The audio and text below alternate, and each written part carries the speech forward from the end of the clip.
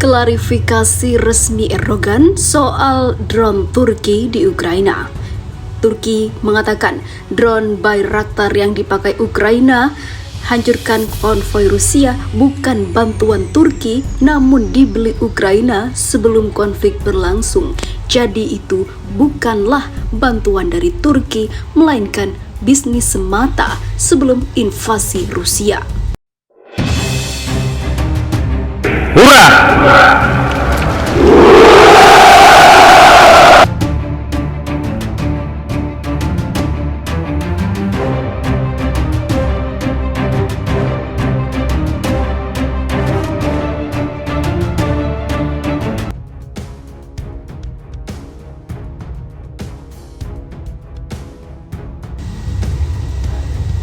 Drone Bayraktar TB2 mendapatkan perhatian dari para pengamat militer dunia dalam perang Rusia versus Ukraina.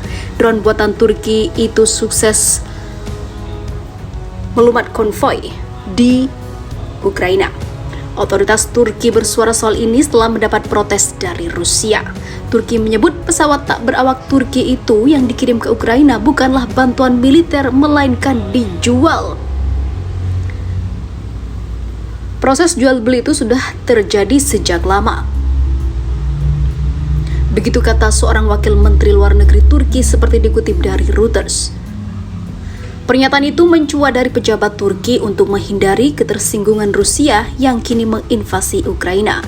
Seperti diketahui, Turki dan Rusia memiliki hubungan yang sangat baik, bahkan Presiden Erdogan cenderung membela Vladimir Putin.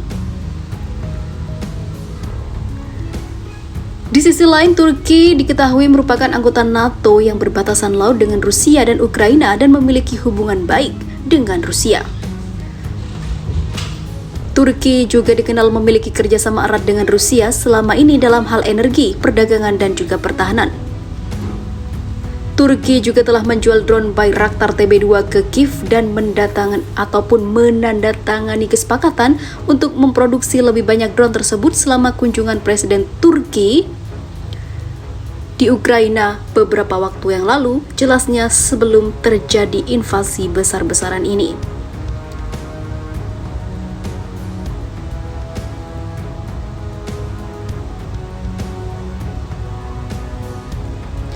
Dalam sebuah wawancara dengan surat kabar pro pemerintah Sabah, Wakil Menteri Luar Negeri Turki Yavuz Selim Kiran mengatakan Ukraina telah membeli drone dari Baykar tersebut jauh-jauh hari. Itu bukan bantuan dari Turki, ini dibeli dari perusahaan Turki. Tentu saja kami bangga dengan produk ini karena sangat luar biasa.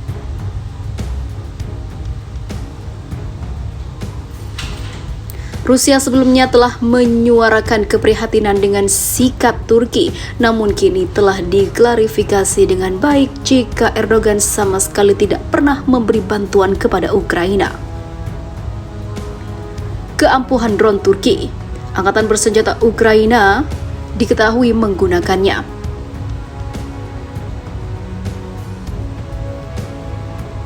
Spesifikasi Bayraktar TB2 Turki ini adalah pesawat tanpa awak jenis medium altitude long endurance MEL yang diproduksi oleh Baykar Makina.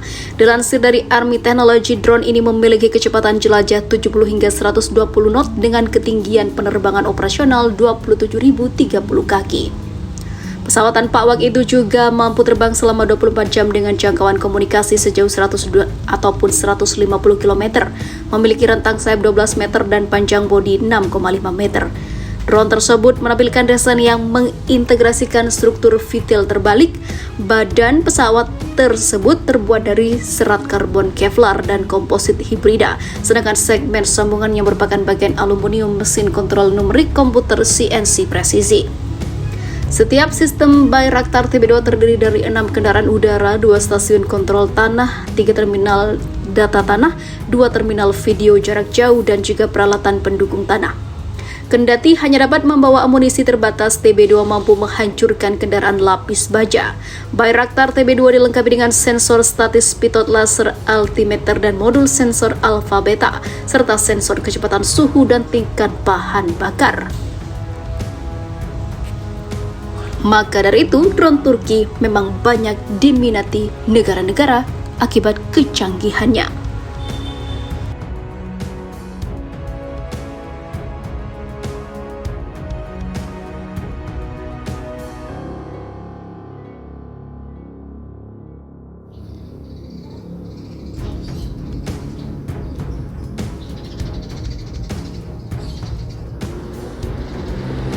Lari ketakutan lihat Rusia menyerang, ribuan Yahudi Ukraina minta migrasi ke Israel. Perang Ukraina versus Rusia menimbulkan ketakutan di kalangan umat Yahudi Ukraina. Bukan membantu angkat senjata untuk berperang, mereka malah minta perlindungan ke Israel.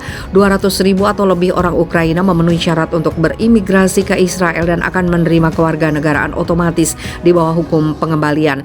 Sekitar 2.500 orang Yahudi di Ukraina telah meminta untuk berimigrasi ke Israel segera setelah invasi Rusia ke Ukraina, kata Badan Yahudi dilansir dari Middle STY.